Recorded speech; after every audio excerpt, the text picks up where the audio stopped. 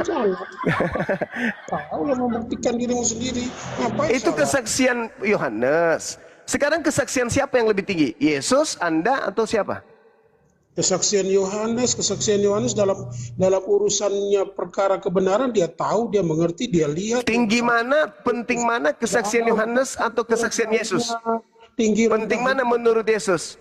sama itu, tinggi rendahnya tidak ada persoalan. Yohanes. Coba. Yesus aja dilawan, teman-teman. Yesus dilawan. Yesus mengatakan ada kesaksianku yang lebih penting.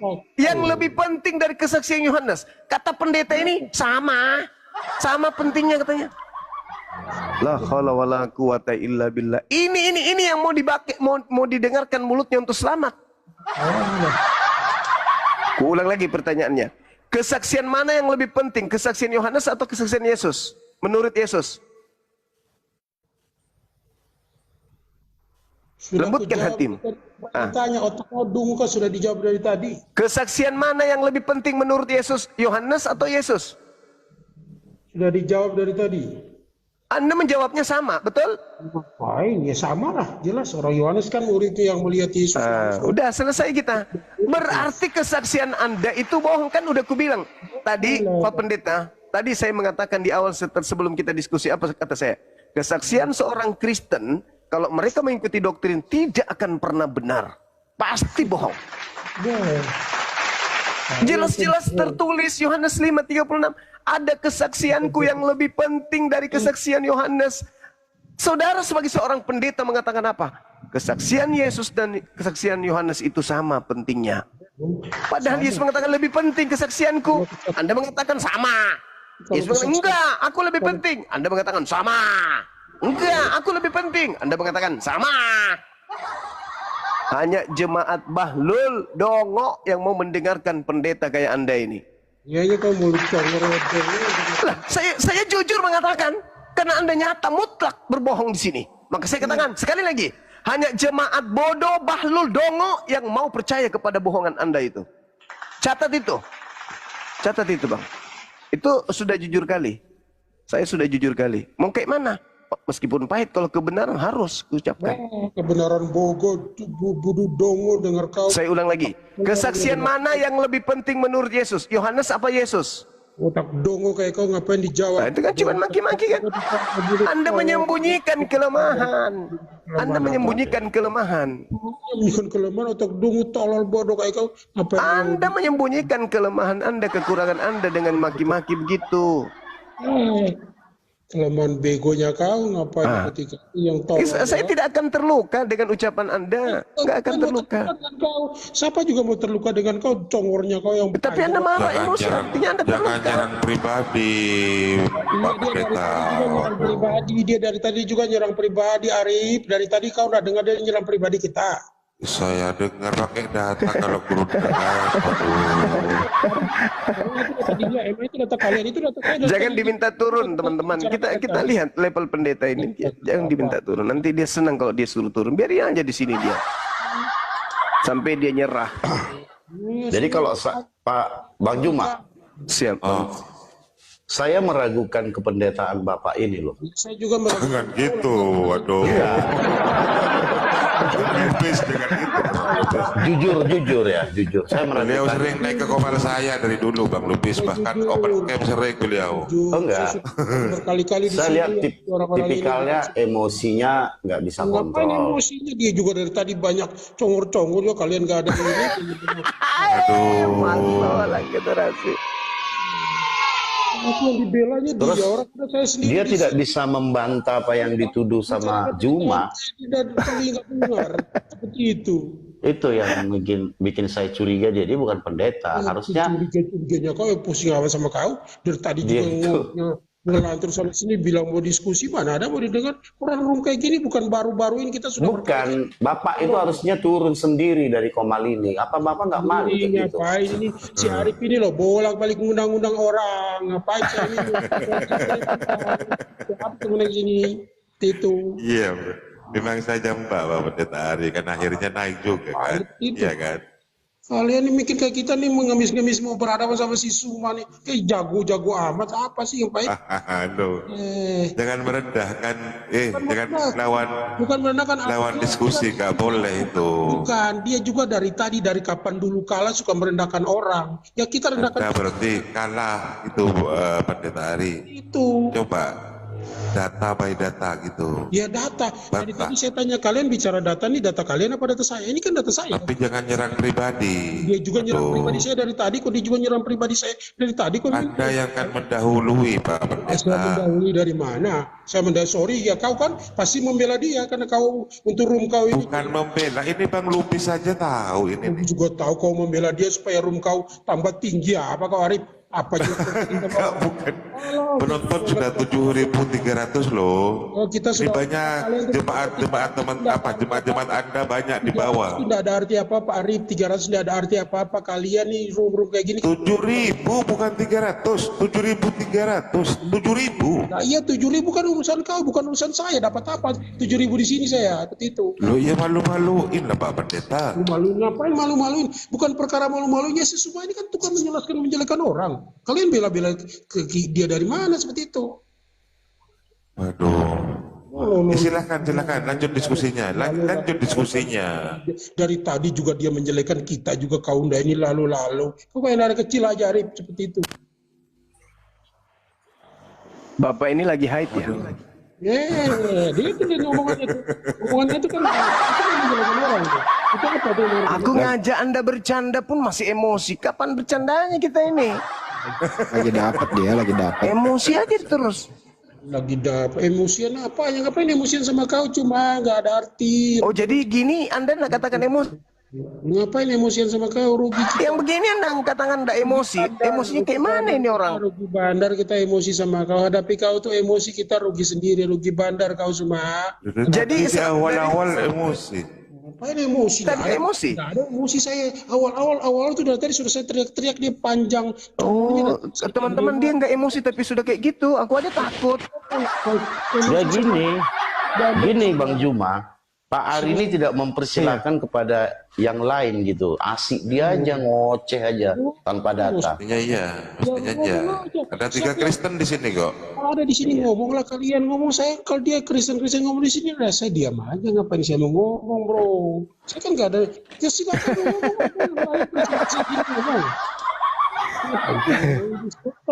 Bapak ini tidak emosi. Siapa yang Kristen Sudah di jauh sini gitu nggak emosi katanya dia. Teruskan Pak Ari, saya mendukungmu Pak Ari. Yang Kristen di sini mau ngomong aja, saya juga nggak akan mungkin larang. Ngapain saya emosi? Pokoknya Pak Ari gua dukung kau, teruskan perjuanganmu. Maksud Pak Ari itu bantu saya teman-teman. Tolong aku bilang gitu. Maksudnya itu Pak Ari gitu. Apa bantu? Saya tidak perlu bantuan. Kemarin beliau juga bersih tegang dengan Bang Lubis ini Gerunda. Karena jawaban Pak Pendeta Ari ini yang mengutuk Yesus itu adalah Bapak katanya. Waduh, banyak pendeta-pendeta di bawah yang mau naik. Iya, pendeta Res. Inilah anakku yang kukasihi. Masa bapak yang mengutuk anaknya? Orang mengasihi kok. Syukran sahabat. Bunda Asa, syukur Bunda Asa. Inilah anakku yang kukasihi. Ya, inilah anakku yang kukutuki. Bah, Pendeta Ari ada-ada aja. Jangan kayak gitulah Bang Ari. Syukran Bang Arif. Yang kayak gitu. Saudara Arif ini jangan-jangan lulusan STT Nias. Bukan. I3 itu Bang, sama I3 Malang beliau itu. Oh, Kalau boleh bertanya sama Pak Ari, gejala awalnya apa Pak Ari? iya, kelainan tahun berapa Bang ini, Bang Ari? Bang. Ini saya lagi nanya kok ditertawakan ya. Pak Ari, kok serius? Jangan gitu Bang. Ya kan cuma nanya Bang. Gejala awal apa Pak Ari? Kalau seperti begini gejalanya apa? Lagi banyak masalah beliau kayaknya.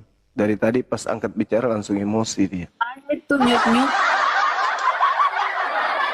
Bang Ari, Gejala banyak awalnya masalah itu. kayaknya Bang ini. Boleh japri saya Bang, kalau banyak masalah.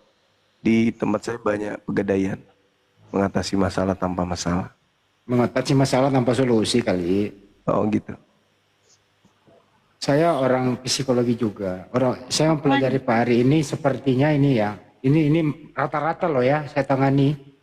pelayanku begini nih, biasanya ini cicilan motor atau cicilan mobil ini belum lagi bermasalah nih. Bukan kulkas. Ya, Kulkas rusak, dulu. tidak ada Pinjol, aliran listrik, sehingga Banyak kulkasnya pinjol. dijadikan lemari pakaian, bukan? Banyak pinjolnya. ya, pokoknya ada kurang lebih lah masalah keuangan ekonomi gitu. Itulah gitu. Oh, sian ya. Ya udah, saya minta maaf kalau gitu Pak Ari, saya nggak sangka kalau Bapak ada masalah. Maaf ya Pak Ari ya. Minum teh dingin dulu Pak Ari. Silakan. Pak Ari, orang boleh minta maaf masa nggak direspon? Iya iya, oke oke oke, kita ketemu lagi lah, turun dulu lah. Nah tuh dimaafkan Pak Ya, Juma. terima kasih. turun. Alhamdulillah Sama dimaafkan. minta maaf juga, minta maaf semuanya, sama-sama lah. Iya, Diskusi sebiasa Iya, kita iya. lah. siap. Jangan turun, nggak apa-apa Pak Pendeta Ari. Kita rolling dengan ini dua teman Kristen juga. Bang Bakso, selamat malam Bang Bakso. Pak Ari jangan takut sama debt collector, jangan dikasih. Tenang aja. Ya, Jangan ini ada sih. Ketawa. Ketawa dia teman-teman. Beliau ketawa, bisa tertawa dia. Ya Allah ya keren. Bisa kan? Masya Allah. Bisa tertawa dia. Berarti sering ditagih debt collector.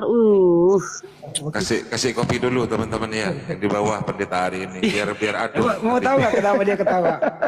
Pak Juma mau tahu kenapa dia ketawa? Kenapa beliau tertawa? Karena dia debt collector juga. Oh, iya. Ini orang dia betul. Oh gitu. Ya ya ya ya ya. Lanjut Bagus Pak Ari. lah. Waduh, Bagus lah banyak kalau yang gitu. isi kopi. Yuk. Aduh. Baguslah kalau begitu. Ganti pemain aja Bang Bakso, itu ada Bang Bakso. Ya. Pak Pendeta Ari di sini dulu tapi di mute. Nanti Bang Lubis dulu. Silakan Bang Lubis.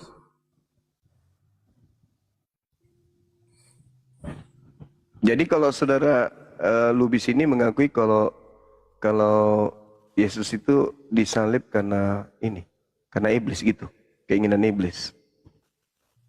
Oh, kita ini aja dulu Bang Juma yang Yohanes 5 tadi. Saya mau Oh boleh, silakan. saya mau menanggapi dengan versi imannya Kristen Bang Juma ya. Boleh, Jadi, silakan Bang. makanya tadi saya agak sedikit kecewa dengan Pak Ari. Dia tidak berusaha untuk menjelaskan. Nah memang Bang Juma harus menyangkal itu semua karena tidak sesuai dengan iman Bang Juma. Tetapi Iya. menjadi tanggung jawab dia untuk menjelaskan itu gitu loh. Tentang Abang Juma tidak terima atau tidak mengimani, itu nanti gitu loh. Yang penting tugas dia sebagai pendeta itu harus dikerjakan dia gitu. Itu yang saya dari tadi saya kok kenapa ya Bang Pak Ari ini tidak menjelaskan ya sesuai dengan iman Kristen. Jadi memang ini kan komal ini kan memang komal memang untuk diskusi ataupun debat ya. Kita harus membuktikan dengan data. Kita nggak boleh asal congor aja ya. Nah, sesuai dengan Yohanes 5 di sana kan banyak tertulis nih bahwa Yesus itu dia utusan dan diutus untuk mengerjakan pekerjaan Bapa ya. Begitu ya Bang Juma ya? Iya Yohanes betul. 5 tadi. Jadi ini harus ini harus kita jelaskan dengan ayat demi ayat yang ada di Alkitab. Sesuai dengan nubuat dan kedatangan Sang Firman yang tertulis di Yesaya 55 ayat 11, di sana dikatakan, demikianlah firmanku yang keluar dari mulutku, ia tidak akan kembali kepadaku dengan sia-sia, tetapi akan melaksanakan apa yang kukehendaki, dan akan berhasil dalam apa yang kusuruh padanya. Jadi inilah yang mendasar dari Yohanes 1 ayat 1 sampai ayat 18. Ketika Sang Firman yang keluar dari mulut Bapa diutus untuk mengerjakan pekerjaan Bapa, dan apa yang disuruh Bapa dia akan melakukannya. Makanya Yesus juga berkata bahwa dia akan menyelesaikan pekerjaan yang disuruh Bapanya. Setelah itu dia akan kembali kepada Bapanya. Nah, terus di sana juga di Yohanes 5 ayat 30 dikatakan, akulah hakim yang adil, pengadilanku adil katanya. Nah, sesuai dengan Mazmur yang tertulis Mazmur 7 ya, bahwa Allah itu adalah hakim yang adil. Lalu di sana juga di Yohanes 5 itu kan tertulis bagaimana Yesus menyamakan dirinya dengan Allah itu sendiri. Yaitu bisa kita lihat barang siapa tidak menghormati aku seperti menghormati Bapa, mereka tidak layak katanya. Artinya dia menyamakan penghormatan kepada Bapa dengan penghormatan kepada dirinya. Begitu Bang Juma. Jadi inilah mungkin yang dikutip oleh Kristen bahwa Yesus itu adalah Tuhan. Nah, tentang Bang Juma tidak percaya itu masalah iman Bang Juma ya, kita nggak bisa paksakan.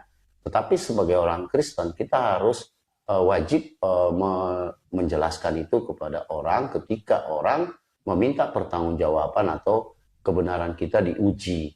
Nah, selain kebenaran yang di Alkitab diuji juga, kita juga diuji secara tingkat emosi gitu. Apakah kita bisa mengendalikan diri? Jadi di sini tidak perlu kita keras-kerasan ngotot-ngototan. Di sini kita hanya lomba adu data gitu loh. Kita tidak perlu mengalahkan atau membuat tumbang Bang Juma, mempermalukan Bang Juma, itu nggak ada arti. Nggak ada arti menurutku. Bukan mengalahkan Bang Juma yang paling terpenting, tetapi mencerminkan bagaimana kita ketika kita membicarakan firman Tuhan, kita juga harus berperilaku ya sesuai dengan kehendak Tuhan. Ya kita harus dengan rendah hati, sabar, dan menguasai diri, mengontrol diri begitu. Jadi kalau hanya mengalahkan Bang Juma, udah kita intip aja besok pagi tuh Bang Juma pas lagi mandi, kita cuburin tuh kan gitu. Tapi ini persoalannya bukan hanya Bang Juma, jadi anggap aja seperti itu. Nah kalaupun Bang Juma ini kita anggap dia musuh kita, toh juga kita diperintahkan untuk mengasihi Bang Juma kan? Jadi memang begitu teman-teman yang Kristen ya. Kita nggak boleh hujat-menghujat ya. Kebenaran kita memang diuji di sini. Kesabaran kita diuji, kerendahan hati kita diuji, semua diuji. Di sini ajang ujian loh. Bukan ajang tunjukin apa ya, ngotot-ngototan siapa yang menang, bukan. Bukan di sini debat ini bukan ajang uji-ujian ya apa. Siapa yang menang, siapa yang ngotot-ngototan. Demikian Bang Juma yang bisa saya sampaikan. Nah, itu dalil-dalilnya Bang Juma. Jadi ada korelasi Yesaya 55 ayat 11 dengan kesaksian Yesus di Yohanes 5 ayat 19 sampai 40 dan seterusnya. Dan juga ada korelasinya juga dengan Yohanes 1 ayat 1 sampai ayat 18 gitu. Demikian Bang Juma. Terima kasih. Baik. Iya, sama-sama. Jadi gini, saudaraku ya, sudut pandang kita ketika menyikapi sebuah narasi yang tertulis di kitab yang kita anggap suci, itu tentu kadang sama, kadang berbeda. Nah, sudut pandang saya nih, ketika berbicara terkait Yesaya 55, nomor 11, itu tak ada hubungannya dengan pribadi Yesus. Dia berhubungan dengan Yesus ketika kita memahami bahwa Yesus itu adalah makhluk yang ada di bumi dikarenakan karena adanya firman yang terlontar dari mulut Tuhan. Supaya seorang wanita bernama Maria itu hamil dan melahirkan makhluk bernama Yesus. Kenapa bisa demikian? Yesaya 55 nomor 11 itu tidak berbicara sebagai nubuat terhadap Yesus, enggak. Baca nomor 8-nya. Sebab rancanganku bukanlah rancanganmu dan jalanmu bukanlah jalanku. Demikianlah firman Tuhan. Seperti tingginya langit dari bumi, demikianlah tingginya jalanku dari jalanmu, dan rancanganku dari rancanganmu. Sebab seperti hujan dan salju turun dari langit, dan tidak kembali ke situ, melainkan mengairi bumi, membuatnya subur dan menumbuhkan tumbuh-tumbuhan, memberikan benih kepada penabur dan roti kepada orang-orang yang mau makan. Demikianlah firmanku yang keluar dari mulutku. Itu terkait dengan hujan, terkait dengan salju, terkait dengan rancangan-rancangan Tuhan sesuai dengan apa yang dijelaskan data sebelumnya. Jadi tidak ada hubungannya dengan Yesus. Nah, terkait Yesus, coba kita lihat di dalam Mazmur 33. Oleh firman Tuhan langit telah dijadikan. Oleh napas dari mulutnya segala tentaranya. Ia mengumpulkan air laut seperti dalam bendungan. Ia menaruh samudera raya ke dalam wadah. Biarlah segenap bumi takut kepada semua penduduk dunia gentar terhadap dia. Sebab dia berfirman, maka semuanya jadi. Dia memberi perintah, maka semuanya ada. Dia Tuhan memberi perintah. Maria hamil. Hamil Maria, nggak ada yang bisa menghalangi itu. Lahirkan seorang manusia bernama Yesus. Lahir manusia seperti yang diinginkan oleh Tuhan. Jadi apa yang terlontar dari mulut Tuhan itulah yang terjadi. Makanya Yesus berkata dalam Yohanes 8 nomor 42, aku datang keluar dari Bapa. Aku datang bukan sesuai dengan kehendakku sendiri, tapi kehendak Sang Firman, yaitu Bapa Sang Kalam. Beliau yang menghendaki, makanya dia tidak sadar. Tiba-tiba aja besar, tiba-tiba aja ada di bumi, menjadi laki-laki, hidup di tahun sekian. Dia nggak tahu sebelumnya, nggak tahu apa-apa dia, Yesus itu. Karena dia bukan Tuhan itu sendiri. Dia bukan firman, dia adalah hasil dari firman. Ibarat suara knalpot, Yesus itu adalah karbon dioksida. Bukan knalpot yang menjadi Yesus, bukan. Tapi suara Tuhan keluar dari Tuhan, firman berupa asap. Asap inilah yang menghasilkan karbon. Jadi Yesus itu tak ada hubungannya dengan Tuhan dalam segi hakikat, itu nggak ada. Gabriel datang kepada seorang perawan. Apa kata Gabriel? Maria, yang Maha Tinggi menghendaki engkau hamil dan melahirkan seorang anak, hendaklah engkau menamai Yesus. Selesai. Maka Yesus tercipta karena Tuhan yang menghendaki. Makanya dia mengatakan, aku datang bukan atas kehendakku. Andai saja Yesus itu adalah Tuhan itu sendiri, maka dia akan berkata, aku datang atas kehendakku sendiri. Oh, berarti dia adalah Tuhan. Karena dia yang berkehendak, aku sendiri yang berkehendak. Sedangkan saya, pengsuma dengan Yesus, tidak pernah berkongsi dengan Tuhan. Tuhan, apa? Aku mau turun ke bumi. Jadikan aku seorang laki-laki, lahir dari rahim seorang wanita di tahun sekian. Ya, siap komandan. Gak ada. Yesus nggak sadar, tiba-tiba aja dia ada di bumi. Makanya dia mengatakan, aku datang bukan atas kehendakku. Sebagai manusia yang istimewa, diutus sebagai nabi rasul kepada kaum Bani Israel, dipersenjatai karena tidak mungkin tidak. Sedangkan diberi senjata aja babak belur sama kaumnya, apalagi kagak. Diberi mujizat-mujizat membangkitkan orang mati, orang lumpuh, babak belur, EGP. Dia datang di tengah-tengah umat tegar tengkuk, dijadikan mainan di sana. Bukan berarti apa yang dilakukannya itu adalah bukti keilahian, enggak. Dia datang bukan atas kehendaknya. Lalu kehendak siapa? Kehendak Bapa. Ada berapa kehendak di dalam diri Bapak? Cuma satu. Nah, ada nggak kehendak Bapak adalah kehendak Yesus juga? Bu, nggak ada. Berarti ketika Yesus tercipta menjadi manusia, itu murni ciptaan sama seperti kita. Makanya dalam Mazmur 33 itu dikatakan, dia Tuhan hanya memberi perintah, maka semuanya ada. Dia hanya berkata, maka semuanya jadi. Kun fayakun. Dalam Al-Quran juga dikatakan itu. Innama amruhu idza arada syai'an ayyakula lahu kun fayakun. Apabila Tuhan hendak mengadakan sesuatu, maka Tuhan cukup berkata, jadi, maka jadi. Hamil, maka hamil. Lahirkan, maka dilahirkan. Itulah yang terjadi. Jadi saudaraku, saya tidak menemukan unsur keilahian pada diri Yesus selain sebagai mukjizat dan sebagai duta utusan Tuhan di atas muka bumi ini. Silakan. Oke, terima kasih Bang Juma. Saya akan coba baca lagi ya. Di sana kan Yesaya 55 itu perikopnya seruan untuk turut serta dalam keselamatan yang dari Tuhan. Nah, demikianlah firmanku yang keluar dari mulutku. Jadi firman Allah itu keluar dari mulut Allah.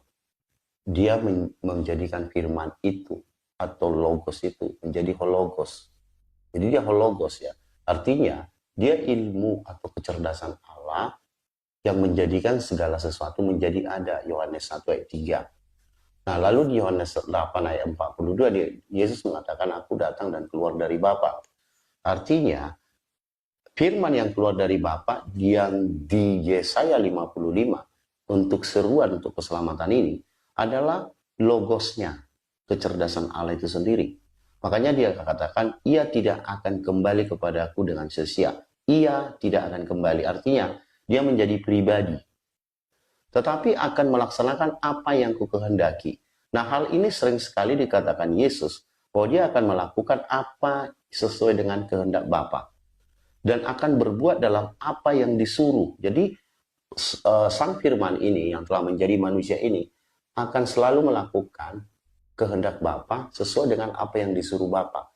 Nah, Yohanes 5 ini, ayat 19 ini semua bersaksi bagaimana Yesus bersaksi bahwa dialah Yesaya yang dituliskan Yesaya, Sang Firman yang keluar tadi. Lalu di ayat 30 dikatakan bahwa pengadilanku adil. Nah, kita baca dulu di Mazmur 7 ayat 11. Allah adalah hakim yang adil dan Allah yang murka setiap saat. Mazmur 9 ayat 4. Sebab engkau membela perkaraku dan hakku. Sebagai hakim yang adil, engkau duduk di atas tahta. Mazmur 9 ayat 8. Dialah yang menghakimi dunia dengan keadilan dan mengadili bangsa-bangsa dengan kebenaran. Dia di sini merujuk kepada Allah, ya, Allah, karena di sana huruf besar. Kalau kita baca lagi di Yesaya Mazmur 9 ayat 8 tadi, dialah, nah ayat 7-nya, tetapi Tuhan bersemayam untuk selama-lamanya, tahtanya didirikannya untuk menjalankan penghakimannya. Dialah yang menghakimi dunia dengan keadilan. Nah, aku tidak bisa berbuat apa-apa dari diriku sendiri. Lalu di paragraf berikutnya, kalau kita scroll lagi tuh Yohanes 5 ayat 30, Yesus bersaksi bahwa dia adalah hakim yang adil itu, yang ditulis oleh Mazmur. Yang tadi Mazmur 7, Mazmur 8, Mazmur 9. Artinya itu merujuk kepada Allah. Nah, kita harus pahami juga di dalam iman Kristen itu, Sang Sumber, Sang Firman, dan Anak itu menjadi Tritunggal, artinya merupakan satu hakikat, yaitu Allah. Jadi ini pemahaman Kristen, Bang Juma. Jadi kita tidak bisa lari dari konteks keilahian Allah yang dikenal Kristen, bahwa mereka adalah Sang Sumber, Anak, dan Roh Kudus. Demikian Bang Juma. Silahkan Bang Juma. Oke, makasih Bang. Jadi Bapa pencipta langit dan bumi, Tuhan pencipta langit dan bumi itu yang menghakimi, penghakimannya adil.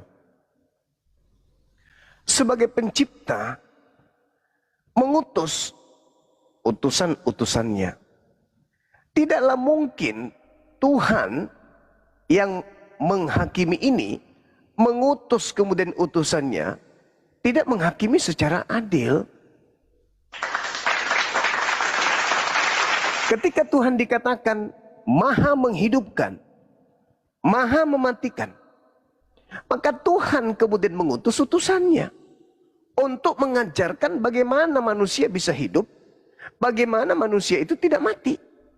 Nah, ketika utusan ini turun ke bumi, dia mewakili Tuhan. Tuhan tidak turun ke bumi, yang turun adalah utusannya. Maka utusan berbicara sesuai dengan titah. Yesus berbicara sesuai dengan perintah. Yohanes 12:49, nomor 50. Aku tidak berkata-kata dari diriku sendiri. Apa yang aku katakan, apa yang diperintahkan. Tuhan maha adil. Tuhan maha menghakimi. Yesus menghakimi. Kenapa? Karena dia wakil Tuhan. Tidak bisa Yesus itu bertentangan dengan apa yang kemudian Tuhan ajarkan kepadanya untuk ia sampaikan. Nah, kembali kepada yang kita bahas. Yesaya 55. Apa yang keluar dari mulutku tidak akan kembali kepadaku dengan sia-sia sebelum melakukan apa yang kuperintahkan, apa yang aku kehendaki, dan akan berhasil dalam apa yang kusuruhkan kepadanya. Bukan menyuruh Yesus doang, bukan, tapi seluruh firman. Hei air, jadilah, jadi air. Hai matahari, jadilah. Hai bumi, jadilah. Hai alam semesta, jadilah. Hai malaikat, jadilah. Hai manusia, jadilah. Semua yang aku perintahkan, tidak ada yang melawan. Akan terjadi seperti apa yang kusuruhkan. Itu maksudnya. Ketika diperintahkan, hei Maria, hamillah. Maria tidak mengatakan, enggak mau. Dia hamil, enggak mau. Hamil, enggak mau. Maka Tuhan gagal. Tidak begitu. Kalau terkait dengan firman yang keluar dari mulut, Baca Mazmur 4 nomor 4. Manusia bukanlah jadi hanya dari roti saja, hidup dari roti saja, tapi dari setiap firman, yang keluar dari mulut Tuhan. Jadi manusia selain Yesus itu hidup dari setiap firman yang keluar dari Tuhan, dari mulut Tuhan. Jadi yang dimaksud Yesaya 55 ini bukan Yesus, tetapi segala sesuatu yang difirmankan. Jadilah terang, jadi matahari. Jadilah gelap, jadi malam. Jadilah bintang, jadi bintang. Jadilah bulan, semuanya dijadikan oleh Tuhan dengan jalan berfirman. Sehingga apa yang keluar dari mulutku tidak akan kembali kepadaku dengan sia-sia sebelum terjadi apa yang ku kehendaki. Itu yang terjadi. Kekeliruan adalah karena terlanjur Kristen. Orang yang sudah terlanjur Kristen sama dengan orang yang terlanjur menuhankan anak Maria. Dengan dia terlanjur menuhankan anak Maria, maka dia mengutui, dia mencari data-data yang bisa ada relevansinya dengan ketuhanan Yesus. Maka dilakukanlah yang disebut cocokologi. Apapun, padahal jelas Yesaya 63 nomor 9. Dalam segala kesesakannya, bukan duta, bukan utusan. Bukan Yesus berarti. Dan Yesus pun hanya mempersaksikan tadi kesaksiannya. Apa kesaksian Yesus tentang mukjizat yang dilakukan? Dia bukan Tuhan. Dia hanya utusan Tuhan. Dia menghakimi. Karena dia anak manusia diberi kuasa untuk menghakimi. Kenapa bisa demikian? Karena backingan dia adalah yang akan menghakimi seluruh makhluk. Maka utusan-utusannya Nabi Musa juga menghakimi. Semua utusannya itu akan diberi kemudian kewenangan untuk menghakimi terkait dengan ajaran yang pernah diajarkan kepada umatnya. Nah, jadi sekali lagi saya katakan saudara, Yesus itu utusan Tuhan, itu kesaksian Yesus. Yang namanya utusan Tuhan, bukan Tuhan. Yang namanya keluar dari mulut Tuhan, itu bukan Tuhan. Tidak ada Tuhan keluar dari Tuhan, itu enggak ada. Segala sesuatu yang keluar dari Tuhan, itu semuanya adalah makhluk ciptaan Tuhan. Tidak ada Tuhan keluar dari mulut Tuhan. Tapi firman yang keluar dari mulut Tuhan artinya kehendak, ide Tuhan. Kalau Anda tadi mengatakan bahwa ide Tuhan yang keluar mengambil rupa itu keliru. Yang benar adalah firman yang melekat pada diri Tuhan itu, yaitu kehendaknya, menghendaki lahirnya seorang manusia tanpa ayah. Maka kehendak Bapa itu benar-benar terjadi. Lahirlah Yesus. Apa buktinya? Yesus bukan firman yang turun nusul ke bumi. Buktinya Yohanes 14 nomor 24. Firman yang kau dengar dari mulutku itu bukan dari aku, tetapi dari dia yang telah mengutus aku. Berarti Bapa masih memiliki firman yang keluar tumpah-tumpah keluar firman itu. Anda baca pengakuan Yesus sendiri. Yohanes 1 nomor 51. Langit terbelah, malaikat naik turun, datang kepada anak manusia Yesus untuk menyampaikan firman kepadanya. Jadi dia bukan firman yang turun ke bumi. Tapi dia adalah manusia yang berasal dari perkataan. Manusia yang berasal dari firman. Manusia yang berasal dari kehendak, ide, gagasan, kehendak Tuhan. Bukan idenya Tuhan yang bulat-bulat turun. Enggak. Tetapi dia adalah buah dari keinginan Tuhan. Makanya dia mengatakan, aku datang bukan atas kehendakku sendiri. Yang punya kehendak berfirman, Maria hamil, lahirkan seorang manusia bernama Yesus. Lahir. Maka Yesus sebagai hasil dari instruksi mengatakan, aku datang bukan atas kehendakku. Jadi Yesus itu bukan firman yang menjadi manusia, melainkan Yesus itu berasal dari firman yang Tuhan keluarkan dari mulutnya berupa ungkapan, yaitu logos. Demikian. Nah, artinya ada suatu perbedaan pendapat ya antara pemahaman Kristen dengan pemahaman Islam ya. Jadi di sana tadi Bang Juma mengatakan bahwa hakim itu bisa manusia atau Musa ya, tetapi di Mazmur atau di kitab Daud, kitab Daud menulis bahwa hakim yang adil itu harus Allah. Nah, disinilah perbedaannya. Nah, perbedaan yang lagi di dalam kekristenan firman itu ada dibagi tiga ya, rema, grape, dan logos. Nah, ini logos ini cenderung kepada Tuhan Yesus, Yohanes 1 ayat 1 sampai 14. Yesaya 55 ayat 11 dan Wahyu 19 ayat 13. Di sana dikatakan bahwa sang firman itu adalah Yesus itu sendiri. Nah, Lalu di dalam iman Kristen, sang firman inilah yang menjadikan sesuatu menjadi ada ya. Yohanes 1 ayat 3. Jadi lewat firman ini Allah telah menjadikan segala sesuatu menjadi ada. Artinya di dalam iman Kristen yang menjadi Tuhan adalah firman. Dia penguasa. Ini bisa kita pahami bagaimana firman itu mengatur kita, bagaimana firman itu menggembalakan, bagaimana firman itu menata kita sebagai umatnya ya. Jadi kita harus menuruti firman, tunduk dan taat kepada firman. Kita tidak mengenal Allah atau sang sumber. Kristen memahami bahwa sang sumber itu tidak pernah bisa dikenal atau tidak pernah bisa didekati ya. Makanya dia menggembalakan atau membimbing atau memelihara manusia ini dengan firman-Nya, dengan logosnya, dengan ilmunya. Nah, ilmunya inilah yang datang sebagai manusia sesuai dengan Yohanes 1 ayat 14. Sekali lagi saya coba menjelaskan, demikianlah firmanku yang keluar dari mulutku. Ia menjadi pribadi yang berbeda. Ia tidak akan kembali kepadaku dengan sia-sia. Ini sesuai dengan apa pengakuan Yesus bahwa dia akan kembali kepada Bapa dan dia keluar dari Bapa. Tetapi akan melaksanakan apa yang kukehendaki. Nah, Yesus sering mengatakan bahwa dia akan melakukan apa yang disuruh atau apa yang dikehendaki Bapanya. Lalu dan akan berhasil dalam apa yang kusuruh kepadanya. Nah, Yesus akan berhasil. Ya, berhasil. Setelah dia melakukan semua kehendak Bapanya seperti yang di Getsemani. Jikalau cawan ini bisa lalu, biarlah berlalu, tetapi biarlah kehendakmu yang terjadi. Artinya, Yesus yang adalah sang firman ini berserah kepada kehendak Bapanya. Nah, di dalam kekristenan harus kita ingat bahwa pemahaman Kristen itu berbeda dengan pemahaman apa yang dipahami oleh Islam begitu. Jadi ini saya hanya menjelaskan konteksnya secara iman Kristen.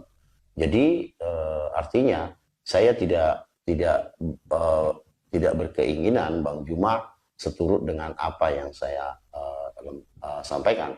Karena bagaimanapun Bang Juma tetap akan menolak itu karena kita mempunyai iman yang berbeda. Demikian Bang Juma. Oke. Tuhan itu maha berkehendak. Dan ketika Tuhan berkehendak menciptakan, Tuhan itu berfirman. Jadilah, jadilah, jadilah, jadilah. Dan apa yang keluar dari mulut Tuhan tidak akan kembali dengan sia-sia sebelum terjadi sesuai dengan apa yang diinginkan.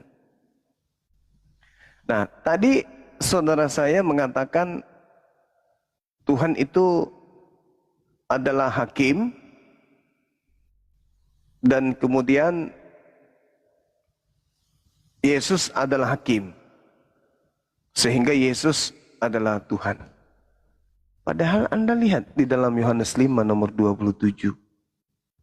Dan Tuhan telah memberikan kuasa kepadanya untuk menghakimi. Diberikan. Didome. Diberikan kuasa itu kepada Yesus. Karena Yesus adalah anak manusia. Sebagai anak manusia, dia sebagai wakil Tuhan. Dia bisa menghakimi. Makanya dalam Yohanes 8, 17, 18. Penghakimanku itu pasti adil. Sebab aku tidak seorang diri. Tetapi aku bersama dengan Bapa. Bukankah di dalam kitab Tauratmu dikatakan bahwa dua saksi adalah sah? Akulah yang bersaksi tentang diriku sendiri. Dan Bapa juga bersaksi tentang diriku sendiri. Berarti aku dan Bapa adalah dua. Makanya penghakimannya Yesus itu selalu adil. Karena backingannya itu yang ada di belakangnya dia itu adalah sang yang maha menghakimi. Penghakimannya pasti adil, tidak mungkin keliru. Penghakiman Yesus berdasarkan Yohanes 12 nomor 48. Barang siapa yang menolak aku, tidak menerima firmanku, dia sudah ada hakimnya. Yaitu perkataan yang pernah aku ucapkan, perkataan itulah yang akan menjadi hakimnya di akhir zaman. Nah, perkataan Yesus itu bukan dari dirinya sendiri. Perkataan Yesus itu dari Bapa. Berarti Yesus disebut hakim di situ yang sebenarnya bukan hakim. Dia hanya wakil. Dia hanya penyampai firman. Yang hakim itu adalah sang Bapa. Yohanes 12:48 itu sangat jelas. Barang siapa yang menolak aku, dia sudah ada hakimnya. Siapa hakimnya? Firman yang pernah aku katakan. Siapa firman itu? Ucapan Tuhan yang datang dariku untuk aku sampaikan.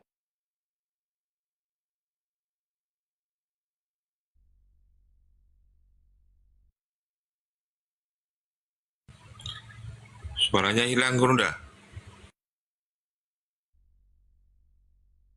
Akal sehat. Kalau akal sehat yang kita jadikan sebagai takaran, maka gugur doktrin. Tapi kalau gugur doktrin yang dijadikan sebagai dasar pijakan, maka kebenaran pun itu dikalahkan. Namanya orang sudah terdoktrin. Padahal sudah sangat jelas itu.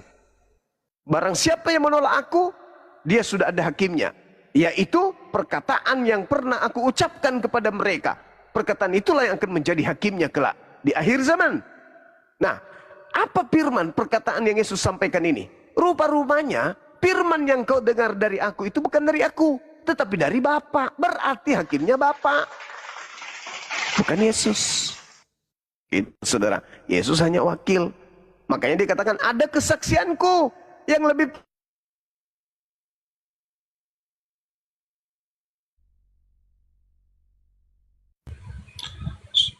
Gelek, Gurunda. Jikalau aku bersaksi tentang diriku sendiri, maka kesaksianku itu tidak betul. Maka apa kesaksianku yang betul itu? Aku utusan Bapa. Udah selesai. Jangan diebel-ebelin. Karena kesaksianku jelas. Aku utusan Bapa. Bapa mengutus aku. Itulah kesaksianku. Dan Bapa juga bersaksi tentang itu. Maka kesaksian Yesus sebagai rasul, jangan ditambahi dia adalah Tuhan itu sendiri, dia adalah ilahi yang jangan ditambahin. Karena itu tidak dipersaksikan oleh Bapak. Sekarang begini, yang membuat pendeta Ari tadi marah, ketika saya mengatakan pendeta selalu bersaksi tentang Yesus yang tidak sesuai dengan kesaksian Yesus. Yesus bersaksi tentang dirinya sendiri, maka kesaksiannya itu tidak betul. Bagaimana kalau seorang Kristen bersaksi tentang Yesus? Dari Kristen itu sendiri, bukan dari Yesus, bukan dari Bapak. Bagaimana kesaksian mereka? Ya hancur. Kesaksiannya nggak bisa dianggap sebuah kebenaran. Karena tidak melalui kesaksian Yesus dan juga tidak melalui kesaksian Bapa, tetapi kesaksian sendiri, doktrin, dogma. Hanya gara-gara jatuh cinta doang terhadap Yesus, maka doktrinnya pun kemudian lengket. Tapi doktrin yang betul adalah ketika Yesus mengatakan hidup kekal itu mereka mengenal aku sebagai utusan Bapa. Titik. Itu kesaksian Yesus. Dan kesaksian Bapa tentang itu, inilah anakku yang kukasihi, kepadanya aku berkenan. Utusan dia. Maka Bapak dan Yesus mempersaksikan. Yesus adalah utusan. Bapak, Yesus utusan. Yesus, aku utusan. Itu kesaksian yang benar. Kristen, Yesus utusan dan Tuhan itu sendiri. Ini kesaksian dari mana? Tidak ada dalilnya Bapak bersaksi, Yesus adalah anakku dan adalah Bapak itu sendiri. Nggak ada kesaksian kayak gitu. Yesus adalah anakku dan adalah Bapakku. Yesus adalah Bapa dan adalah anakku. Yesus adalah anakku dan aku sendiri. Itu nggak ada. Tapi Kristen mempersaksikan Yesus adalah anak Tuhan dan Tuhan itu sendiri. Ini kesaksian dari mana? Sedangkan Yesus bersaksi dengan dirinya sendiri saja, itu tidak betul. Apalagi Kristen.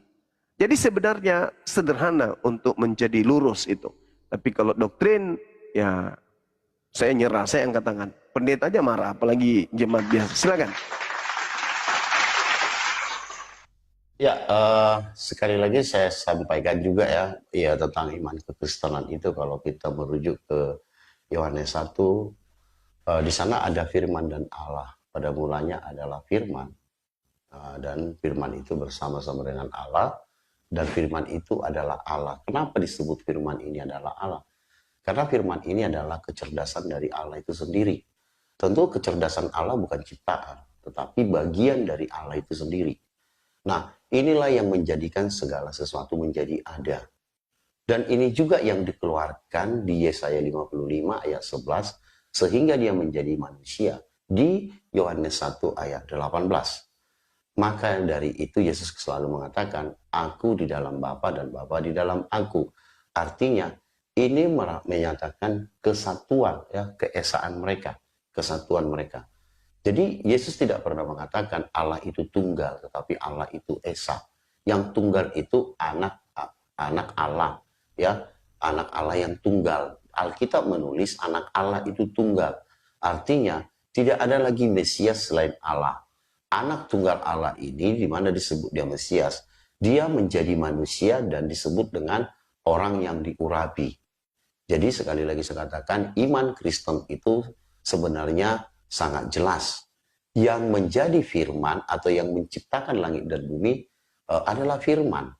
Yohanes 1 ayat 3. Nah, dan firman ini menjadi pemilik kuasa itu tersebut. Nah, saya bisa kasih analogi ketika kecerdasan saya keluar dari diri saya, itu tentu akan keluar dari diri saya menjadi sebagai seakan utusan. Tentu berbeda keluar. Ini merujuk pemahaman supaya kita lebih memahami makna bagaimana firman atau kecerdasan Allah tersebut keluar dari diri Allah menjadi pribadi yang baru.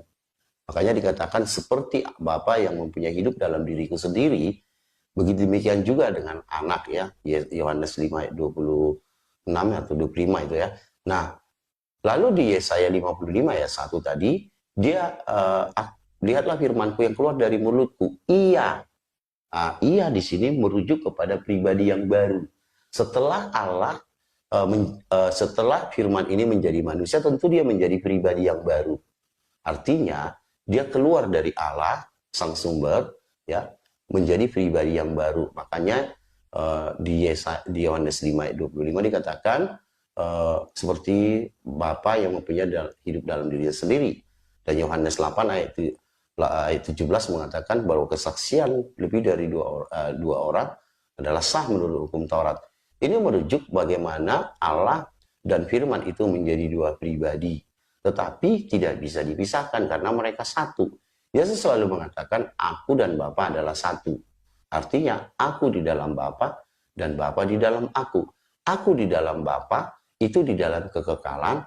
Bapa di dalam aku, itu ketika sang firman itu menjadi manusia. Begitu pemahaman Kristen, Bang Juma. Silakan Bang Juma. Iya. Supaya lengkap pemahaman Kristen itu, tolong ditambahkan juga di dalam Yohanes 17, 21, 22. Supaya mereka semua menjadi satu, sama seperti engkau ya Bapa di dalam aku dan aku di dalam engkau. Agar mereka juga di dalam kita. Supaya dunia percaya bahwa engkaulah yang telah mengutus aku. Dan aku telah memberikan kepada mereka kemuliaan. Kemuliaan yang engkau berikan kepadaku. Supaya mereka menjadi satu sama seperti kita adalah satu. Tolong masukkan murid-murid Yesus juga sebagai ilahi. Karena itu keinginan Yesus. Supaya mereka menjadi satu sama seperti engkau ya Bapa di dalam aku dan aku di dalam engkau. Agar mereka juga di dalam kita. Jadikan murid-murid Yesus itu juga ilahi. Biar lengkap. Biar klop. Supaya Anda jangan membawa Tuhan itu tunggal, tapi esa, satu kesatuan, satu kesebelasan. Nah, kalau dikatakan Yohanes 1 itu, Bung, pada mulanya adalah firman, firman itu bersama-sama dengan Tuhan dan firman itu adalah Tuhan. Ini berbicara tentang apa?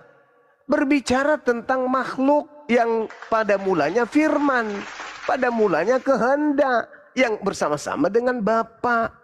Makanya di data nomor 3-nya, segala sesuatu dijadikan oleh Dia, dan tanpa Dia tidak ada satupun yang telah dijadikan dari segala yang telah dijadikan. Dari apa itu? Dari Bapa. Dia menjadikan segala sesuatunya dari firman yang bersama-sama dengannya. Apa itu? Kehendak. Kemampuan berkata yang melekat pada diri Tuhan. Semua ciptaannya itu pada mulanya firman yang bersama-sama dengan Tuhan. Apa itu? Keinginan Tuhan yang bersama-sama dengan Tuhan itu sendiri. Keinginan Anda sudah pasti bersama dengan Anda. Tidak mungkin keinginan Anda itu berbeda pribadi dengan Anda. Maka segala sesuatu dijadikan itu berasal dari firman yang bersama-sama dengan Tuhan. Apa firman di situ yang bersama-sama dengan Tuhan itu? Kehendaknya. Ide, gagasan. Maka segala sesuatu itu jadi oleh Dia. Kalau Anda mengatakan bahwa Dia itu Yesus itu adalah dia yang berasal dari firman itu, maka segala sesuatu yang jadi oleh dia juga adalah firman. Bukan cuma Yesus. Data itu sudah sangat jelas loh. Jelas sekali. Pada mulanya adalah firman. Firman itu bersama-sama dengan Allah. Dan firman itu adalah Allah. Firman yang adalah Allah di situ adalah sifat yang melekat pada diri Allah. Salah satu sifat yang melekat pada diri Allah adalah Mazmur 33 nomor 9. Dia hanya memberi perintah, maka semuanya ada. Itu sifat Tuhan tuh. Tidak seperti kita. Saya mau makan sate. Belum tentu ada. Kalau nggak ada yang beli, nggak ada yang bikin, nggak bisa makan sate. Nggak ada duit, nggak ada penjual sate, nggak bisa makan sate. Tapi kalau Tuhan hanya memberi perintah, semuanya jadi. Nggak ada yang tidak bisa jadi. Makanya dikatakan segala sesuatu dijadikan oleh dia. Ingat saudara, ini ilmu. Segala sesuatu dijadikan oleh dia. Coba Anda lihat di dalam data 14-nya. Firman itu menjadi manusia. Segala sesuatu dijadikan. Segala sesuatu dijadikan. Dijadikan menjadi manusia, dijadikan menjadi binatang, dijadikan menjadi hewan, dijadikan menjadi tumbuhan, dijadikan menjadi bumi, dijadikan menjadi air. Segala sesuatu dijadikan oleh dia. Termasuk dijadikan menjadi daging. Baca nomor 14-nya. Firman itu menjadi daging.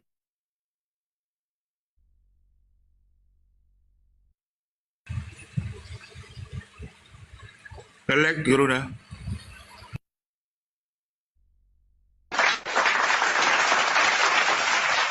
Kemampuan berkarya, kemampuan mencipta, segala sesuatunya melekat pada diri Tuhan.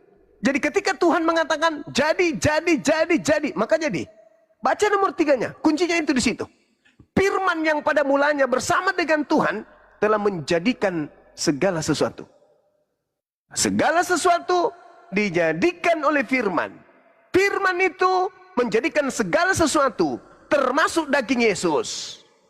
Firman itu menjadikan segala sesuatu, termasuk dagingnya Bang Suma. Firman itu menjadikan segala sesuatu itu termasuk Yesus. Jangan seakan-akan Anda punya analogi ketika Tuhan mengatakan, aku pingin menjadikan Maria hamil dan melahirkan manusia bernama Yesus. Setelah itu, Tuhan setelah berfirman itu langsung bulat-bulat menggelinding. Jadi Yesus dia. Jangan Anda pikirkan kayak gitu. Itu film kartun. Film kartun pun kalau berlebihan nggak bagus. Segala sesuatu dijadikan oleh dia. Segala sesuatu itu termasuk dagingnya Yesus. Siapa yang menjadikan dagingnya Yesus? Tuhan pencipta langit dan bumi. Dengan cara apa? Dengan cara berkehendak. Dengan cara menginginkan. Menginginkan apa? Seorang manusia bernama Maria hamil dan melahirkan manusia. Selesai. Kenapa jadi bingung? Segala sesuatu dijadikan oleh dia. Siapa? Yesus? Bukan. Termasuk Yesus dijadikan oleh dia. Siapa dia? Firman yang melekat pada diri Tuhan.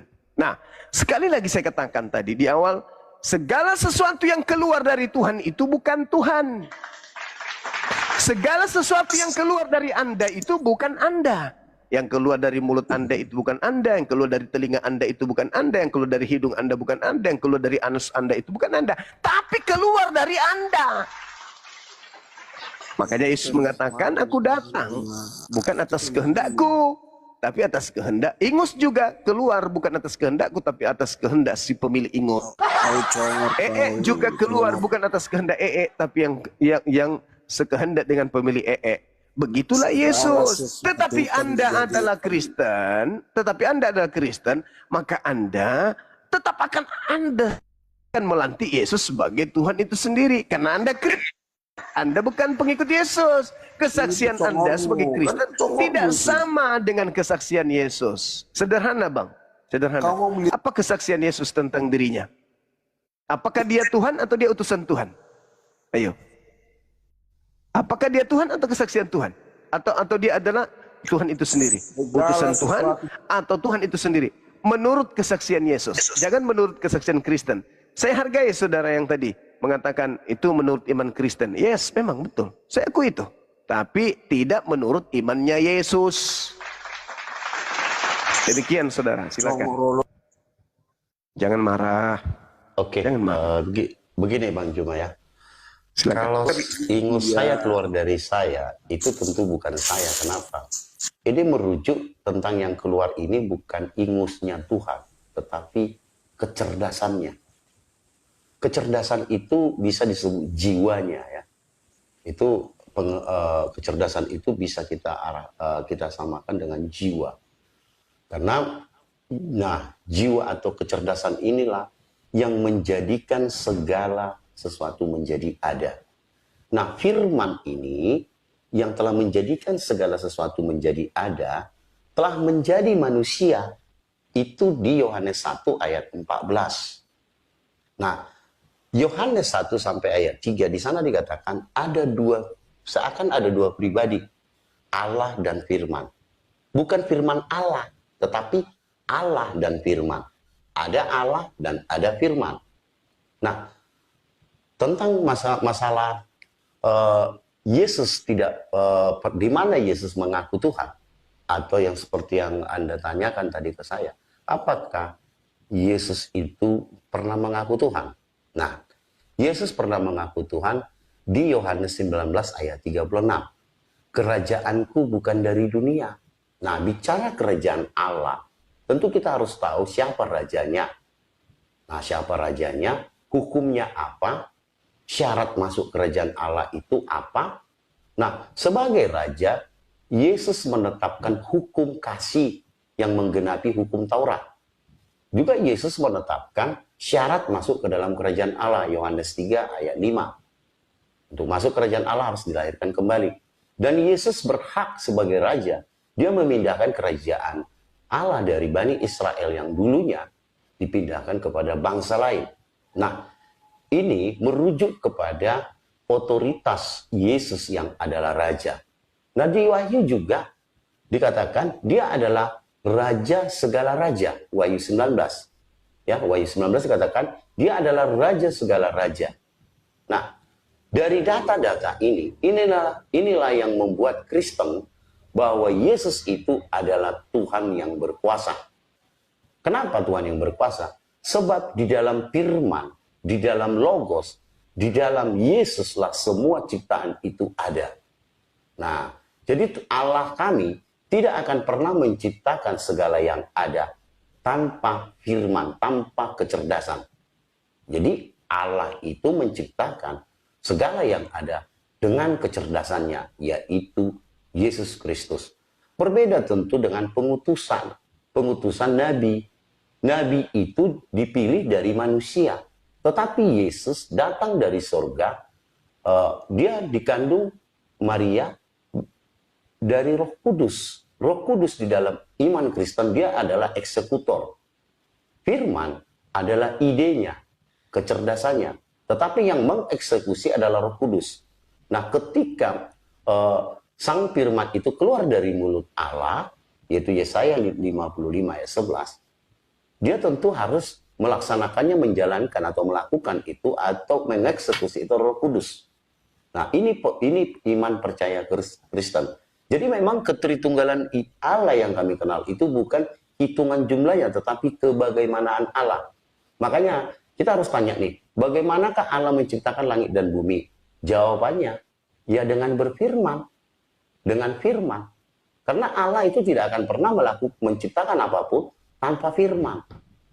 Nah, demikian Bang Juma. Iya, lagi-lagi itu imannya Kristen. Jadi ini imannya Kristen versus kesaksian Yesus. Saudara, Anda mengatakan suatu kebatilan dengan mengatakan bahwa kecerdasan Tuhanlah yang menjadi daging. Itu ilmu sihir. Tapi saya percaya itu imannya Kristen. Saya hargai itu. Saya cuma katakan lucu aja. Kalau Anda mengatakan kecerdasan Tuhan menjadi Yesus, kenapa Yesus tidak cerdas-cerdas? Kecerdasan Tuhan tidak bisa berkata-kata dari dirinya sendiri. Apa itu? Di mana nih kesaksian Anda ini lemah kali? Coba Anda baca Markus 11 nomor berapa? Nomor 13. Dari jauh Yesus melihat, kita ganti Yesus ya. Dari jauh kecerdasan Tuhan melihat pohon ara yang sudah berdaun. Kecerdasan Tuhan mendekatinya untuk melihat-lihat kalau kecerdasan Tuhan mendapatkan apa-apa pada pohon itu. Tetapi waktu kecerdasan Tuhan tiba di situ, kecerdasan Tuhan tidak mendapat apa-apa selain daun-daun saja. Sebab memang bukan musim buah ara. Kucing saya tertawa.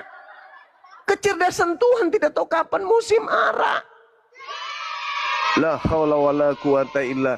Anda sedang melakukan kebatilan.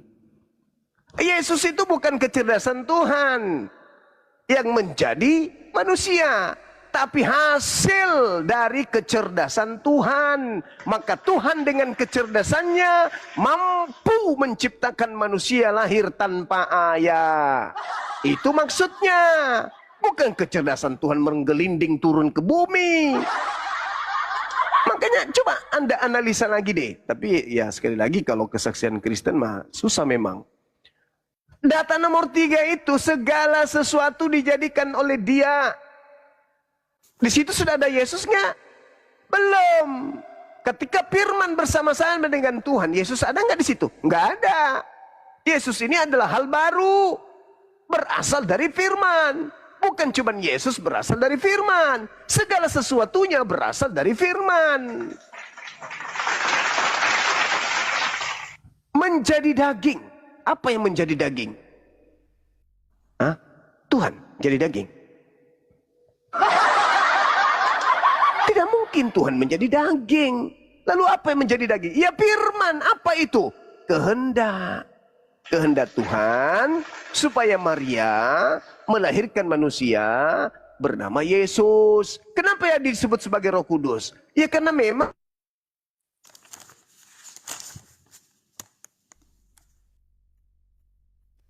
Bilang sebentar ya. Entah undur nanti. Sabar dulu. Sabar. Tadi terpotong karena Banyoba diulang iya. Karena memang terputus tadi karena memang. Iya, karena memang dia berasal dari firman Tuhan. Itu jelas itu. Cobalah kalau kita berbicara mengenai kecerdasan, setiap manusia itu punya kecerdasan. Nah ini analogi. Seorang tukang bangunan atau tukang lemari memiliki kecerdasan. Dia duduk dan berpikir, aku ingin bikin lemari seperti ini, 2 pintu, punya kaca begini-begini. Kecerdasannya dituangkan dalam bentuk karya. Itu kecerdasannya. Bukan dia langsung menjadi lemari. Kepalanya menggelinding jadi lemari dia. Bukan kayak begitu. Makanya dikatakan firman itu menjadi manusia. Maksudnya apa? Ide, kecerdasan Tuhan yang menjadi manusia, bukan Tuhannya. Kalau Anda mengatakan kecerdasan Tuhan, oh Tuhan itu maha tahu. Pencipta langit dan bumi itu maha tahu, bukan cerdas lagi, tapi maha tahu. Segala sesuatu dijadikan oleh Dia, termasuk dagingnya Yesus ya, termasuk.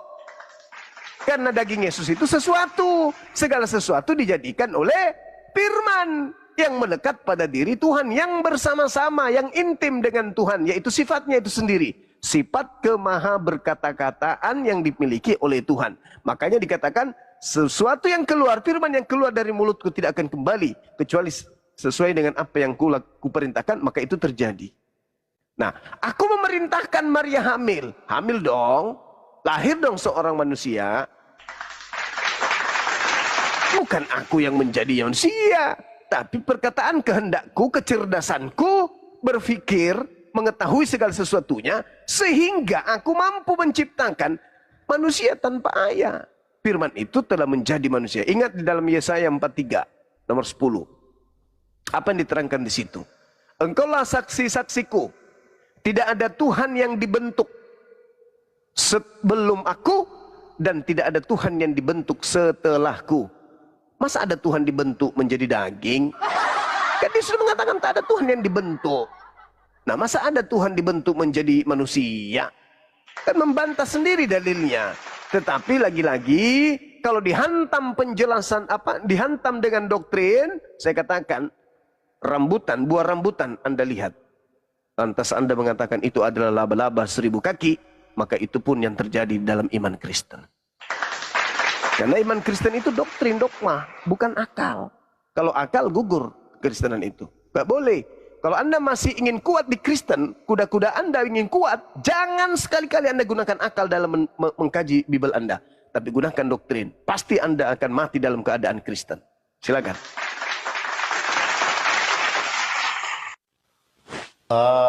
Lagi-lagi gini Bang Juma, Anda jangan membawa iman Anda ke iman Kristen. Jadi kita hanya mau menjelaskan iman Kristen Bang Juma. Jadi saya bilang tadi Anda mengutip pohon ara ya.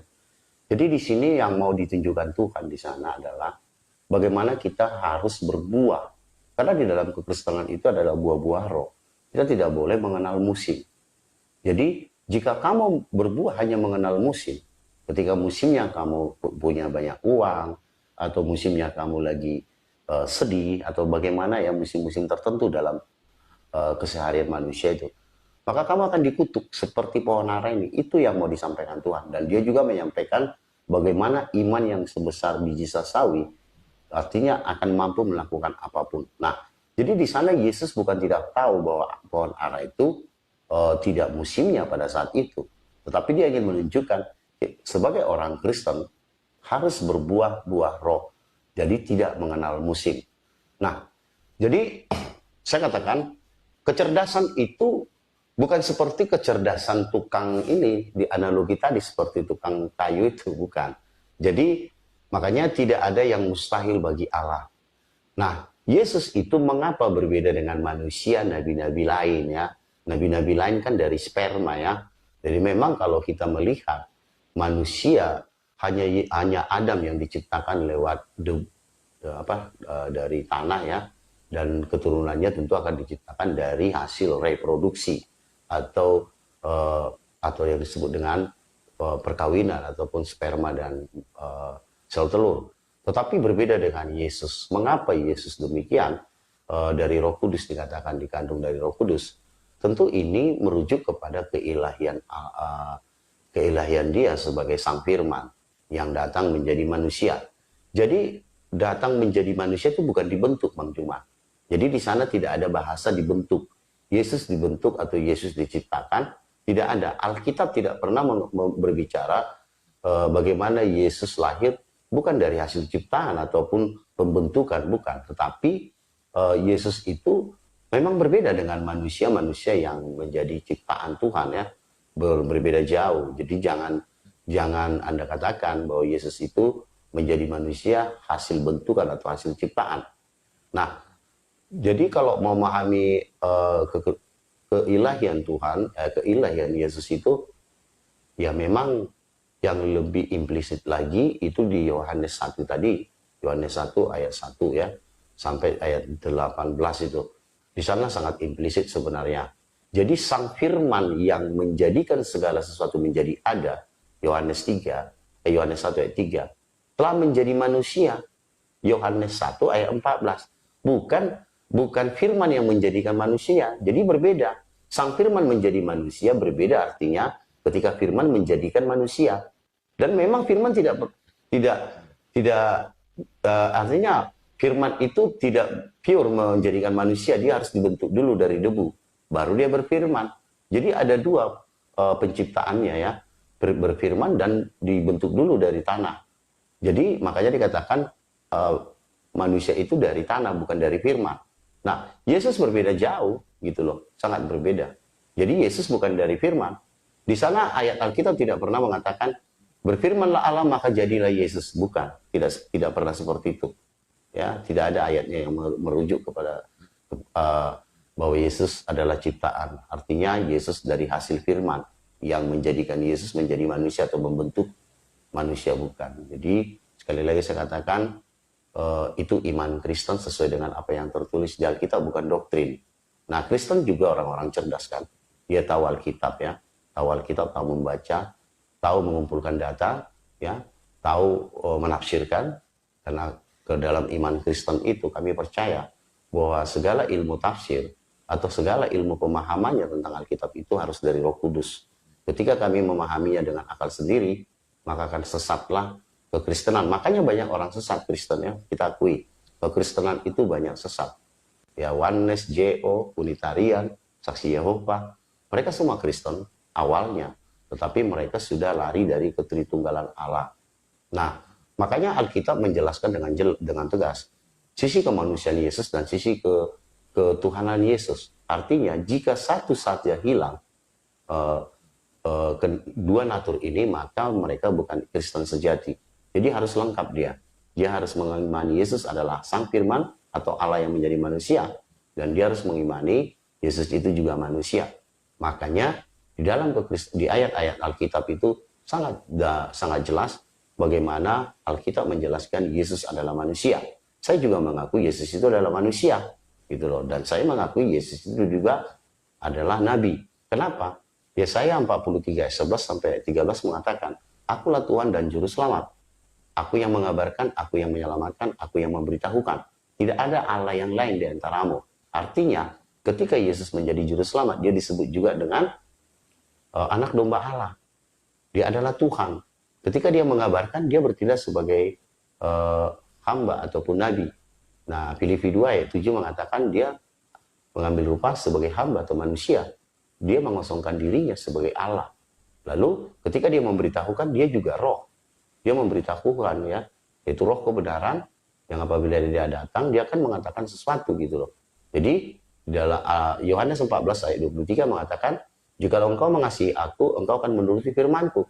Aku dan Bapa akan datang dan diam di dalamnya." Nah, ini merujuk kepada akidah hukum kasih. Kasihilah Tuhan Allahmu, nah, dengan segenap hatimu. Nah, Yesus mengatakan, barang siapa mengasihi aku, dia akan menuruti firmanku. Aku akan datang dan diam. Nah, jika Yesus ini hanya manusia, berarti dia hanya roh gentayangan. Maka semua kekristenan itu akan kesurupan ya. Kenapa? Karena Yesus adalah manusia yang rohnya gentayangan. Nah, jadi Nabi tidak pernah berani mengatakan demikian. Aku akan datang dan diam di dalam manusia. Aku di dalam kamu dan kamu di dalam aku. Yohanes 14 ayat 20. Begitu Bang Juma. Terima kasih. Iya, saudara, Anda yang membuka ungkapan itu bahwa jika demikian Kristen itu adalah yang masuk dalam itu adalah roh kesurupan. Saya katakan iya, Kristen memang adalah kumpulan orang-orang yang kesurupan. Anda ngerti nggak kesurupan itu? Melakukan sesuatu di luar kesadaran normal, kesadaran penuh.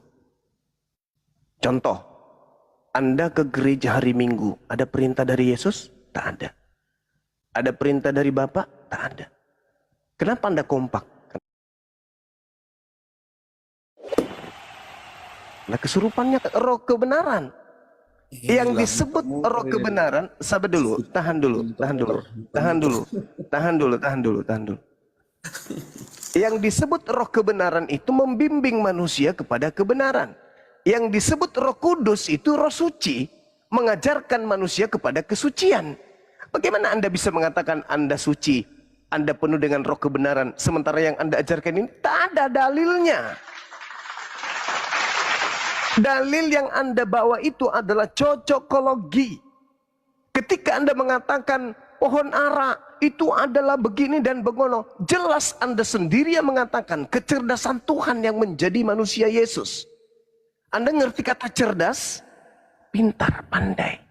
Juma ini nggak tahu substansi. Musim buah ara, jangan bahasa begitu, jangan bahasa gereja. Di sana bukan jangan bicara bahasa musim. Gereja Anda bawa, nggak ada bedanya. Tidak ada bedanya dengan pendeta Ari kasar. Anda halus, ya. tapi sama aja. Bukan bicara Ilmu musim, nihil. substansinya Hanya bukan doktrin. musim. Hanya doktrin. Ya, bukan musim substansinya, makanya kau tidak mengerti. Loh, Yesus tidak tahu musim buah ara itu kapan. Itu dalil. Jangan usah terlalu jauh.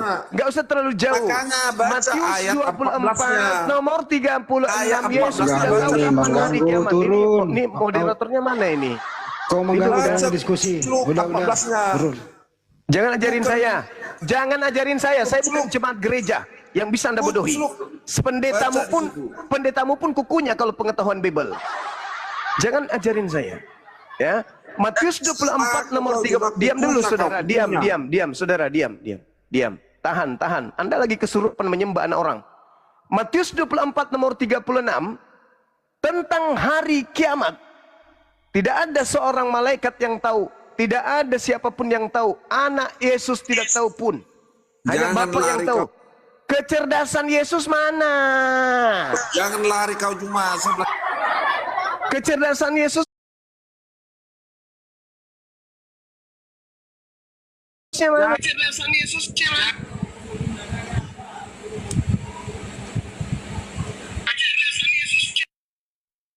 Ke 11:13 itu dulu tuntaskan. Apanya yang mau dituntaskan? Substan. Apanya? Nenek mukiper. Jangan kau ajarin saya kasar. Jangan ajarin saya kasar. Ya, saya menghargai Anda. Saya ngerti saudara-saudara lawan diskusi saya ini sedang mengajarkan doktrin gereja. Doktrin murahan. Doktrin di luar kesaksian Yesus. Saya paham. Satu kali saya bertanya kepada lawan diskusi saya ini langsung rontok. Cuman saya menghargai dia. Dia ini sedang berbohong, sedang membual saudara yang lawan diskusi saya itu. Siapa namanya ini? Sangkal diri. Dia sedang menipu dirinya sendiri. Dia sedang menyangkal dirinya. Dia meninggalkan kewarasannya. Dia mencoba untuk kegilaannya itu seakan-akan manusia. Semua untaian kata yang dilontarkan itu semua doktrin. Cuman ingin nipu, tapi menipu diri. Tidak bisa menipu saya. Ketika dia mengatakan Yesus itu adalah firman yang menjadi manusia, dia terjemahkan sesuai di konsep iman Kristen. Padahal data nomor 3 dari Yohanes 1 itu sudah menjelaskan. Segala sesuatu dijadikan oleh dia. Dia siapa yang menjadikan segala sesuatu itu? Firman. Termasuk Yesus gak yang dijadikan? Termasuk Yesus. Malah dikatakan firman itu telah menjadi. Berarti dia dijadikan juga nya. Berarti Yesus dengan segala sesuatu kedudukannya sama. Sama-sama dijadikan. Yang satu dijadikan matahari, yang satu dijadikan bulan, yang satu dijadikan bumi, yang satu dijadikan daging. Tapi lagi-lagi dihantam pakai doktrin kesurupan. Kita uji ya. Kalau saudara lawan diskusi saya ini kesurupan. Coba Anda jawab pertanyaan saya. Ketika Anda mengatakan Yesus itu dua natur, kesaksian Anda bahwa Yesus itu dua natur, apakah didukung Yesus? Apakah didukung Bapa? Kalau ya, tolong tunjukkan dalilnya. Di mana Yesus mengaku kalau dia dua natur? Pelan-pelan. Buka mic, silakan Anda berbicara. Kesaksian Yesus, silakan. Kesaksian Yesus ya. Ya. Pertama, ya Matius 23 ayat 34. Oke. Jadi dia mengatakan bahwa aku mengutus nabi-nabi. Oke. Jadi dan Lukas 24. Bagaimana kalau saya bisa buktikan Bang, kalau di situ tidak ada kata aku? Itu penambahan silakan. Bible. Oke. Silakan. Ada yang bisa buka kamera di sini? Begini Bang Juma, saya sebentar saya sampaikan lagi semua. Tunggu. Anda sedang berbicara dengan neneknya Bible. Silakan Bukan. saudara yang bisa buka kamera, data Matius 23, nomor berapa tadi? Saya sampaikan dulu Bang Juma. Saya sampaikan Juma supaya jangan apa. Nomor 34. Bang Baal atau Bunda Rama buka? Buka, silakan. Kita saksikan, Enggak, saya selesaikan dulu Bang Juma. Saya selesaikan dulu Bang Juma. Silakan. Ya. Jadi begini Bang Juma ya. Sebab itu lihatlah aku mengutus kepadamu nabi-nabi. Nah, mengapa Yesus mengatakan di Matius 8 ayat 17 mengatakan bahwa dia akan menggenapi semua kitab-kitab para nabi. Nah, Matius 5 ayat 17. Karena semua kitab para nabi itu menulis dan bersaksi tentang Yesus. Lukas 24 ayat 27, Yohanes 5 ayat 39, di mana semua kitab suci bersaksi tentang Yesus. Lukas 24 ayat 27 dikatakan bahwa semua kitab para nabi menulis tentang Yesus. Nah, ini hal yang sangat benar karena ternyata semua kitab para nabi yang mengutus ataupun nabi-nabi itu Yesus yang mengutusnya. Itu makanya Yesus menggenapi semua di kitab-kitab para nabi yang tertulis tentang dia. Karena memang diakui bahwa semua kitab nabi-nabi menulis tentang dia. Lukas 24 ayat 27 dan semua kitab suci bersaksi tentang dia. Wajar saja kitab suci bersaksi tentang dia karena yang menulis adalah Nabi. Dan wajar saja Nabi bernulis tentang dia dan bersaksi tentang dia karena yang mengutus adalah Yesus. Dan wajar saja Yesus menggenapi semua kitab para Nabi. Karena semua kitab para Nabi menulis dan bersaksi tentang dia. Dan yang mengutus para Nabi adalah Yesus. Ini adalah bukti bahwa Yesus itu mempunyai dua natur. Dia mengakui keilahiannya. Demikian Bang Juma. Iya, saudara.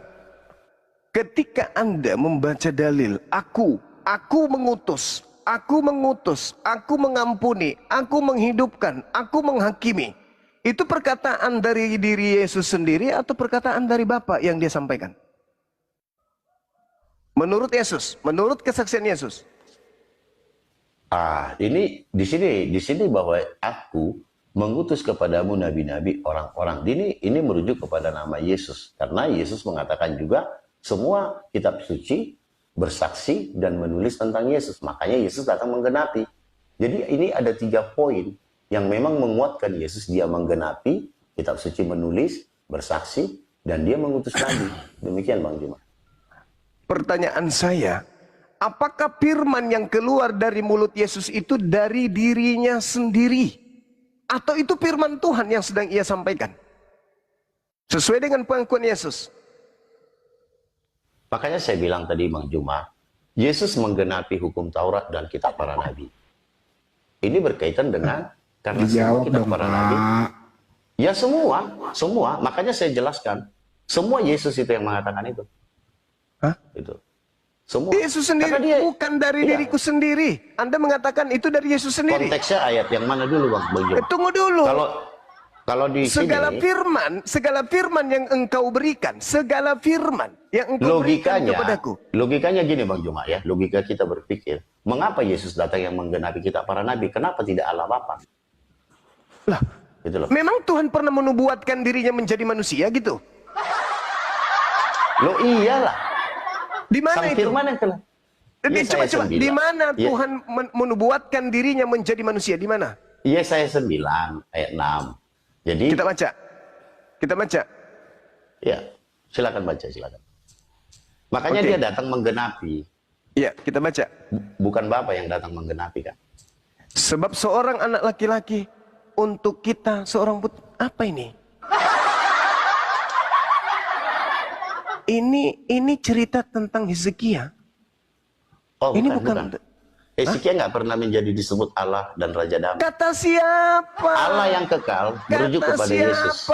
Itu baca data nomor 1, nomor 2, nomor 3-nya kalau mau tahu. Yesaya itu tidak ada satupun dalil yang berbicara tentang Yesus. Semua yang ada di dalam kitab Yesaya, baca di Yesaya 1. Jangan dipaksakan Bang Juma, jangan dipaksakan. Anda yang memaksakan. Hizkia itu tidak pernah disebut dengan Allah. Siapa bilang? Yesus itu Raja Israel. Dengar. Yesus itu sendiri. Wah, ini kita bicara data. Ini kita bicara data, Bang. Oke, baik. Saya baca. Seorang anak laki telah lahir. Yesus sudah ada pada saat itu. Sudah lahir. Coba. Kan udah kubilang. Kristen itu pasti kesurupan. Begini Bang Juma. Gimana itu Bang? 1 hari dalam Tuhan itu 1000 tahun dalam manusia. Artinya 1000 tahun. Hari ini. Nah, kita hitung jaraknya kejadian Yesaya dengan kedatangan Yesus itu 700 tahun. 700 Jadi tahun. ini berbicara nubuat. Oke. Jadi Hizkiel, baca nomor 3-nya boleh? Hizkiel itu, dengar dulu Bang Juma, biar saya jelaskan. Hizkiel itu tidak pernah disebut Allah, ya. Allah yang ajaib atau penasehat. Justru coba saya bacakan. Jadi dia ini merujuk kepada Yesus. Nenek Mukiper. Coba saya bacakan kitabnya. Yesaya 1 nomor 1 saya bacakan ya. Penglihatan yang telah dilihat Yesaya bin Amos tentang Yehuda dan Yerusalem pada zaman Usia, pada zaman Yotam, pada zaman Ahaz, pada zaman Hizkia. Mana zaman Yesus? Mana? Sedangkan Yesaya 9. Bang Juma harus tahu dulu nubuat itu apa. Sesuatu yang akan terjadi. Itu nubuatan. Nubuat itu akan terjadi. Nah, silakan buktikan saja Bang Juma, Hizkia itu disebut Raja Damai. Atau Allah yang kekal.